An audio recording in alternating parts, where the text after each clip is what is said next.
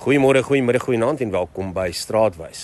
Het jy al opgelet hoe ons deesdae leef? Ons leef in 'n wêreld van double checks en alles word gefact check. As iemand vir jou 'n kompliment gee, dan wonder jy, wat is die motief daar agter? As 'n transaksie te goed klink om waar te wees, soek ons dadelik na die vangplek en die scam daar binne-in. Ons kyk oor ons skouers en ons lees die fynskrif 3 keer en ons hou ons kaarte so teen ons bors dat ons naderhand vergeet hoe dit weer voel om net te kan asemhaal. Agterdog het die nuwe normaal geword. Ons noem dit om paraat te wees of om straatwys te wees. En ja, in die wêreld waarin ons leef, is daar 'n mate van versigtigheid nodig. Maar daar is 'n fyn lyn tussen versigtigheid en die tronk van agterdog. Nou hier is die ding van agterdog, dit vreet jou geluk op. Want as jy niemand meer vertrou nie, kan jy nooit regtig ontspan nie. Jou brein is die hele liewe tyd in fight of flight modus. Jy bou mure om jouself te beskerm. Maar daardie selfde mure wat jy bou om slegte mense uit te hou ook die goeie mense en die opregte koneksies uit jou lewe uit.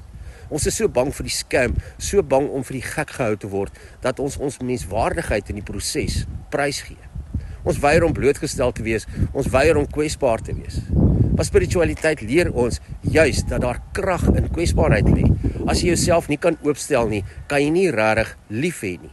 Jy kan nie regtig gee nie. En nog belangriker, jy kan nie regtig ontvang nie.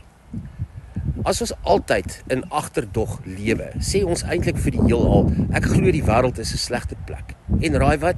Dan is dit presies wat jy gaan sien. Jy gaan die fout soek in elke verhouding, in die skelmgheid in almal se oë probeer raak sien. Om jouself bloot te stel, om vulnerable te wees, beteken nie jy is dom en naïef nie. Dit beteken jy is dapper genoeg om te sê, ek kies om te vertrou, totdat jy my rede gee om dit nie te doen nie. Dit beteken jy kies om jou menslikheid te behou in 'n wêreld wat al hoe meer koud en meganies word.